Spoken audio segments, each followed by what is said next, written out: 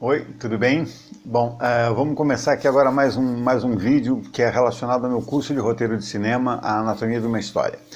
Primeiro de tudo, quem achar nesse vídeo onde eu faço uma referência ao filme Jogue a Mamãe do Trem, vai ganhar um curso grátis. Então a primeira pessoa que achar onde é que está essa referência nesse vídeo inteiro que a gente vai ver, é só postar ou no YouTube, ou no Facebook, ou em qualquer lugar, e o primeiro que acertar vai ganhar o curso de graça. É uma referência muito sutil que eu faço, mas essa aqui tá fácil de achar.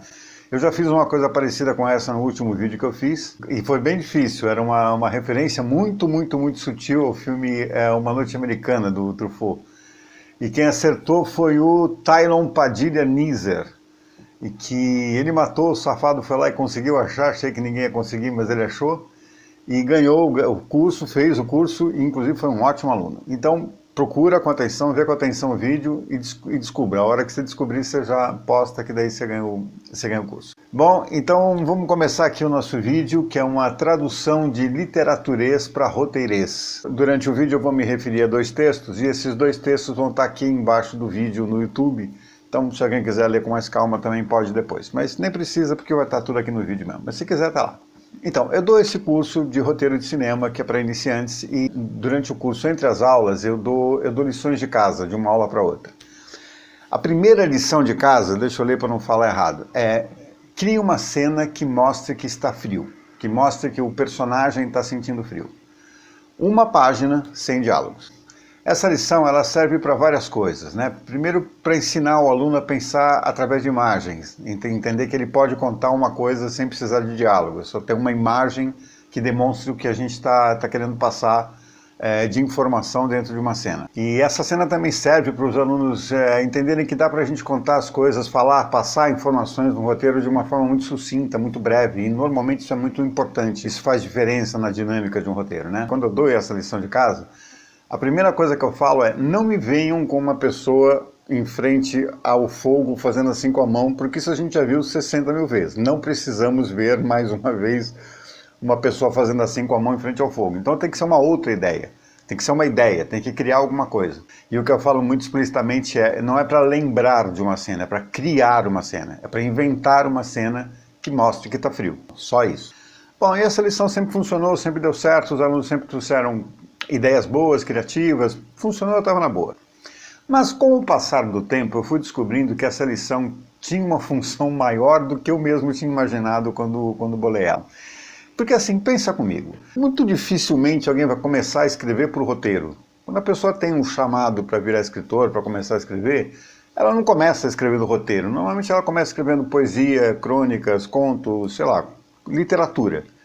E daí chega uma hora ela resolve aplicar aquilo que ela sabe em roteiro. Então assim, um aluno padrão, ele já tem algum talento, ele já é iniciado em escrever, ele só não é iniciado em escrever roteiro. Então o que acontece é que ainda mais sendo a primeira lição, né, o cara quer chegar mostrando o talento dele, mostrando o que ele sabe fazer, escrevendo um texto legal, que as pessoas vão achar legal, que eu vou achar legal, lá. Só que as pessoas escrevem uma coisa que na maioria das vezes é 100% literatura e 0% roteiro. E eu tenho que confessar para vocês que aqui entra um certo requinte de crueldade da minha parte, porque o que eu faço é o seguinte: eu pego sempre o melhor texto, o texto que o cara realmente arrebentou, fez uma coisa super legal, e aproveito isso para dar real para os alunos, que tudo que você sabe escrever de literatura, entre aspas, não serve para nada no roteiro. Ou melhor, o que serve do que você sabe de literatura é contar história. Essa é a parte que importa, que é a parte que tem que ser preservada e que é isso que você tem que saber fazer, porque senão você não vai conseguir ser roteirista. Mas todo aquele salamaleque super legal que a gente acha, as palavras bonitinhas, isso não existe em roteiro. Descrição de cena de roteiro é uma coisa muito simples, muito direta, muito objetiva. Então eu estou trazendo aqui um exemplo de um aluno do meu curso, o Ricardo Mistroni, que ele fez um texto muito legal e que eu peguei e traduzi de literaturês para roteirês. E a gente vai seguir e vai ver o que foi que eu fiz, o quanto eu estraguei, arrebentei com o texto dele, mas deixei mais cinema. Vamos primeiro então ler o trabalho dele, tá? Quando ela levantou da cama e deslizou debaixo das cobertas e seus pés tocaram o chão, um arrepio percorreu toda a sua espinha. A sua mente estava ainda confusa e sonolenta. Ela esfregou os olhos e apurou os sentidos, tentando identificar de onde vinha aquele barulho que parecia ser de madeira sendo quebrada. Ela percorreu a pequena distância que separava sua cama da janela e tentou enxergar a área externa do jardim, que era bastante arborizado. A vidraça esbranquiçada deixava apenas uma pequena parte da fraca luz da manhã penetrar no quarto. Como o barulho ainda ecoava forte na sua mente, talvez mais forte que a realidade, ela rapidamente calçou suas botas e apanhou sobre a poltrona o primeiro casaco que encontrou. Se encheu de coragem e abriu a porta do quarto que dava diretamente em um longo corredor. No seu final ficava o cômodo principal, ainda com algumas brasas acesas na lareira, em volta da qual, na noite anterior, todos haviam conversado sobre os preparativos para a iminente viagem que fariam para a Cordilheira Brahman. Eu achei lindo, achei super bonito, mas isso não é roteiro. Então, segue agora a tradução que eu fiz. Eu transformei esse texto dele em roteiro e note que eu não fiz outra história. Eu fiz a mesma história, só que aplicada para cinema ou TV, para roteiro. Antes, deixa eu falar uma coisa. Tem um outro vídeo meu falando só sobre formato, que chama-se Master Scene. E é legal quem está assistindo esse vídeo ver o outro também, porque um é complementar do outro, tá? Aqui eu não vou falar sobre formato para não ficar repetitivo com outro vídeo. Nesse vídeo aqui eu vou falar exclusivamente sobre estilo de escrita para roteiro, que tem que ser sempre uma coisa muito clara e muito objetiva, tá? Então vamos lá. Como é que ficaria o texto do Ricardo em roteiro? Interior, casa de Cristina, quarto dia. Um quarto pequeno, bem arrumado. Na cama, Cristina, 30 anos, dorme sobre várias cobertas. Acorda. Ainda sonolenta e preguiçosa, escorrega por debaixo das cobertas. Seus pés descalços tocam o chão. Ela reage ao frio do assoalho. Ao longe, vindo da sala, som de madeira estalando. Cristina volta seu rosto na direção de onde veio o barulho, mas não se preocupa com isso. Levanta e, ainda mal acordada, caminha até a janela. Através do vidro embaçado, vê seu jardim. Novo estalo de madeira ao longe. Este a preocupa mais. Cristina calça as botas que estão no chão. Pega de cima de uma poltrona um casaco pesado e o veste. Caminha para a porta do quarto. Interior, casa de Cristina, corredor, dia. Um corredor longo. Já bem mais acordada e esboçando alguma preocupação e curiosidade, Cristina caminha atentamente pelo corredor. Chega na sala. Interior, casa de Cristina, sala, dia. Uma sala bem decorada onde há uma lareira. Cristina vê a lareira ainda com alguns tocos de madeira em brasa. Pequeno estalo de madeira. Ela se acalma. Na mesa baixa, próxima à lareira, 2 garrafas de vinho vazias, 4 copos com restos de vinho, uma pequena cuia com poucos amendoins e ao lado um cinzeiro grande forrado de cascas de amendoim. No chão, entre a lareira e a mesa, folhetos de turismo onde se lê em destaque Cordilheira Brahman. Cristina caminha até perto da lareira. Com um espeto cutuca as brasas. Uma pequena chama aparece. Ela se agacha frente ao fogo. Abre o casaco, deixando que o calor do fogo a aqueça. Tá? Então vamos ver agora o que eu fiz. Eu dei nome para o personagem e defini sua idade, porque isso é obrigatório em roteiro. Toda vez que aparece um personagem novo, de preferência você dá nome e obrigatoriamente você dá idade. Eu dividi a cena em 3. Eu criei 3 ambientes diferentes. O quarto, o corredor e a sala. E criei cabeçalhos para cada um desses ambientes. Por quê? Porque cada ambiente novo tem que ter um cabeçalho. O porquê disso e de outras coisas você vai ver melhor lá no vídeo de formatação. Aqui eu vou me focar mais no estilo, para não ficar repetitivo os 2 vídeos com o mesmo conteúdo. Eu fiz uma brevíssima descrição de como é que é cada um dos ambientes. Eu só dei uma informação muito básica para quem está lendo entender qual é a cara daquele ambiente. No entanto, e agora pulando mais para o final do texto, né? Eu coloquei lá que tinha a cuia com amendoim, os cinzeiros cheios de casca de amendoim, os copos, o vinho. E para que isso? Porque foi uma solução visual que eu dei para a gente receber a informação que houve uma reunião de pessoas lá, que elas ficaram muito tempo nesse encontro. E como é que a gente sabe disso? Porque tem lá amendoim, um pote vazio já de amendoim, com muitas cascas, 2 garrafas de vinho e o copo vazio. A gente sabe que são 4 pessoas porque tem 4 taças. E também coloquei lá um mapa escrito Cordilheiras Brahman para a gente entender qual foi o assunto daquela reunião daquelas 4 pessoas na noite anterior. Voltando para o começo agora, indo na ordem do texto. Da mesma forma, eu dei uma solução visual também para a gente entender que ela estava ouvindo um barulho que estava vindo da sala. E a gente enxerga isso pela reação dela. Se tiver no roteiro só escrito, como está no texto, ela ouve, eu não filmo uma pessoa ouvindo, eu não tenho como filmar uma pessoa ouvindo, eu tenho como filmar a reação da pessoa a um barulho, isso sim. E isso também é super importante porque é esse estalo que vai fazer ela ir para... Isso a gente chama de gatilho, né? O que insta o personagem, vamos dizer assim, insta parece tribunal de justiça, mas é o que estimula, o que é o gatilho que faz com que o personagem vá fazer certa ação. O que faz ela ir para a sala é porque ela ouviu um barulho, então eu tenho que ter esse barulho e tenho que ter ela reagindo para poder, além de ouvir, claro que a gente está ouvindo o barulho, mas o barulho, se ela não reagisse, não era nada. Então primeiro ela só ouve sem dar bola e depois ela, no segundo estalo, ela fica preocupada e vai descobrir, e vai para a sala descobrir o que foi aquele barulho. Isso também foi a mesma coisa quando eu escrevi ela reage ao frio. E isso em substituição ao literário e infilmável, ela sente um arrepio subindo na espinha. Como é que eu vou filmar o arrepio subindo na espinha? Eu vou enfiar uma câmera, microcâmera dentro da coluna vertebral. Que atriz que vai deixar fazer isso? E se deixar ela vai cobrar muito caro, então não vale a pena. Sim, eu sei, pode ter uma animação com os pelinhos subindo, mas o que está falando lá é um arrepio que ela sentiu na espinha dela. Eu não tenho como filmar um arrepio na espinha, nem o coração batendo forte, eu tenho como filmar reações.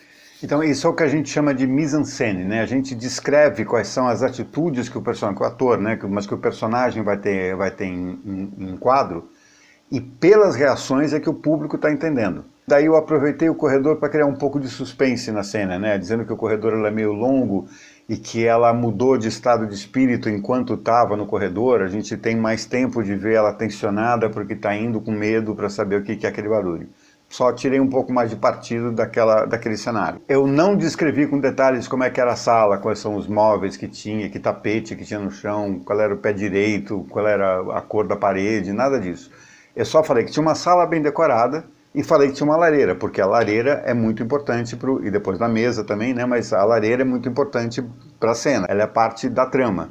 Então tem que ter uma lareira lá. Então é só isso que eu tenho que colocar, mais nada. E tem um diretor de arte que é alguém, em primeiro lugar, capaz, e segundo, está ganhando para fazer isso, para decidir como é que vai ser decorada a sala. Mesmo se você for diretor de arte além de roteirista, não é no roteiro que você vai fazer direção de arte, tá?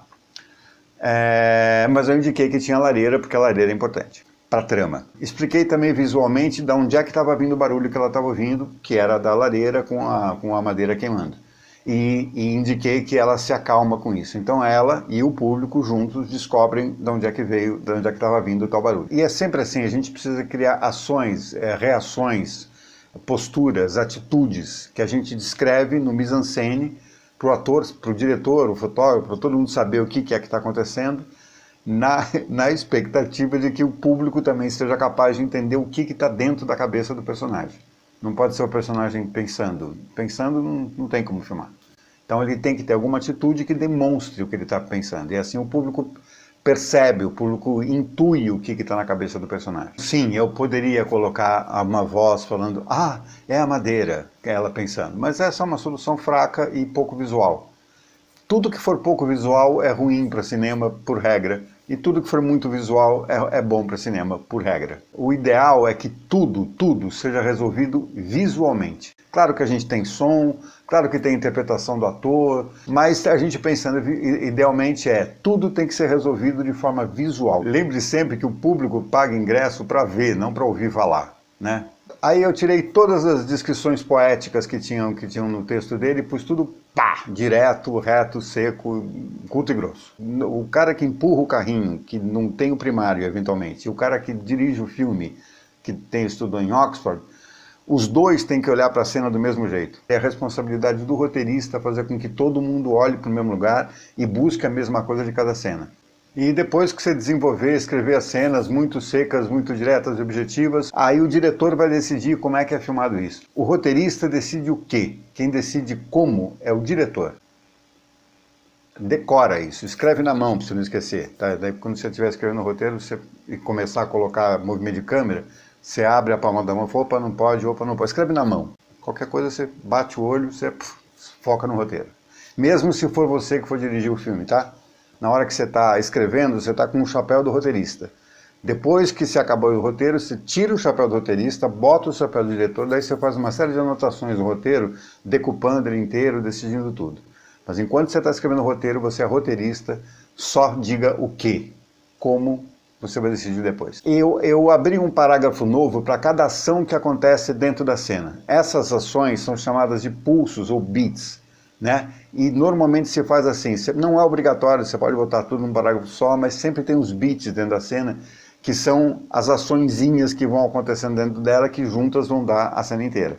Então ela acorda, ela vai até a janela, ela ouve um barulho, ela veste a calça, ela vai para a porta. Esses são os beats dessa cena. Tem uma outra coisa que eu fiz, que isso é quase um truque, se você quiser saber. Eu enchi de ponto. Bota ponto em tudo quanto é. Usa o mínimo de vírgula e o máximo de ponto que você puder. Porque cada ponto que você bota no roteiro, na descrição da cena, é como se você estivesse indicando para o diretor onde é que você acha que tem que ter um plano novo. Então, assim, ela acorda, ela escorrega da cama, o pé dela toca no chão, ela se levanta, ela vai até a janela, tudo com ponto, cada ponto que tem é um corte que você está fazendo. O diretor vai absorver esses cortes que você está sugerindo se ele quiser, se ele não quiser ele vai desconsiderar, tanto faz. Mas, pelo menos quem está lendo o roteiro tem uma visão mais clara da dinâmica da cena. Então, encha de ponto. Encha não, né?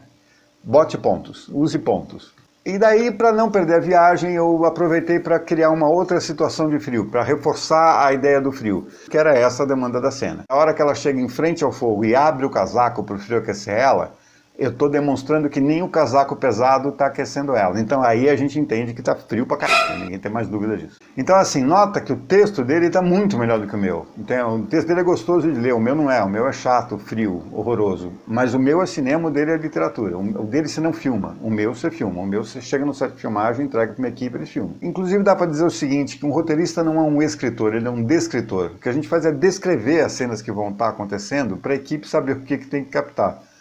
Mas em resumo é isso, uma obra literária você tem que escolher entre 100 sinônimos qual é aquele que descreve mais perfeitamente como estava a noite. Num roteiro nada disso existe, você só escreve que está de noite e alguém vai filmar do jeito que achar que tem que filmar para ficar legal. Literatura é uma obra em si, o roteiro é parte de uma obra. Tá? Ninguém vai ler seu roteiro, na vida inteira 100 pessoas vão ler o roteiro. Quem vai ler vai ser uma equipe que tem que chegar num set, que tem que sair rápido do set, porque custa caro cada minuto que você está no set. Não, e pior ainda, se você florear, atrapalha. Você tem mais chance de atrapalhar do que ajudar na hora de filmar. Ah, professor, mas e no diálogo também é assim? Não, no diálogo não. No diálogo aí sim você capricha no texto, você floreia, você acha as palavras certas, os sinônimos certos, aí tá tudo certinho. No diálogo é para fazer como se fosse literatura. Caprichando e floreando o quanto você quiser. Mas na descrição da ação não. Diálogo sim, diálogo é sedução pura. Eu vou proximamente fazer um vídeo também falando sobre diálogo, que acho que vai ser legal. O próximo vai ser sobre diálogo. Então, para finalizar, eu vou dar mais um exemplo bem curtinho de tradução de literaturês para roteirês, tá bom? Vamos ver um texto em literatura e vamos ver como é que ele fica em roteiro depois. Isso está divertido. A chuva caía sobre o jardim da casa de Renata, enchendo de brilho suas rosas semiabertas. Os raios de sol achavam seu caminho entre as nuvens carregadas até alcançarem a terra encharcada. A luz refratava-se docemente naqueles pequenos cristais líquidos que deslizavam um após o outro sobre as pétalas, conferindo às rosas um aspecto algo nobre e ao mesmo tempo místico. As gotas de chuva que ao acaso rebatiam no parapeito da janela respingavam na vidraça, fazendo com que quem olhasse através dela assistisse a um mundo difuso, úmido, com uma refrescância típica daquelas manhãs de verão. Super bonito, hein? Tá lindo? Mas sabe como é que isso ia ficar num roteiro? Assim, ó. Exterior, casa de Renata, dia. Chove. E mais nada. Porque essa é a única informação que precisa estar nesse roteiro. Que está chovendo no jardim da casa de Renata. O como isso vai ser feito não é problema de quem está escrevendo. Regra número 1 do cinema, ou da produção audiovisual, mas regra número 1 do cinema. Ado, cada um no seu quadrado. Faz o seu bem feito e já está bom demais. Se é conseguir, já está bom demais. Tá? E quer saber, é exatamente porque a gente não se fia na qualidade da composição do texto que a gente se obriga a pensar mais com imagem. Essa coisa de você se abster de ter que escrever de uma forma rebuscada, ela acaba não sobrando outra coisa para você fazer, a não ser criar imagens legais. Porque não tem como, o cinema é exatamente isso, 24 imagens por segundo. Você quer pensar no quê? Imagens, tem que fazer 24 por segundo, amigo. Então, Tem que pensar em imagem o tempo todo mesmo. E daí todas juntas, uma depois da outra, todas juntas vão contar a história. Essa é a mágica que a gente faz. Bom, era isso que eu tinha para falar, essa é a tradução de literaturês para roteirês. Não se esqueça da charada para ganhar o curso grátis. Em algum momento desse vídeo eu fiz uma referência ao filme Jogue a Mamãe do Trem. Qual foi essa referência? E obviamente só quem acertar primeiro vai ganhar, né? Que senão os copia e cola e acabou. Tá bom? Então é isso nada, eu ia falar que era isso nada. Faça meu curso, isso é o mais importante, faça meu curso. No meu curso eu tenho certeza que você vai aprender tudo o que você precisa, a base toda para você poder escrever ótimos roteiros, roteiros bem estruturados, tecnicamente precisos. E tem muita dica, tem muita coisa para falar, é um curso de 18 horas, mas bem parrudo. Então é isso, valeu, super obrigado pela audiência, espero que você tenha gostado desse vídeo, ele tenha sido útil para você já, e espero que ele te inspire a ser um roteirista, que isso seja um chamamento também para você falar assim, vou dar uma olhada no que é essa coisa de roteiro, porque essa coisa de roteiro é bem legal, é bem divertido e dá para fazer coisas bem legais também. Tá bom? Valeu, obrigado.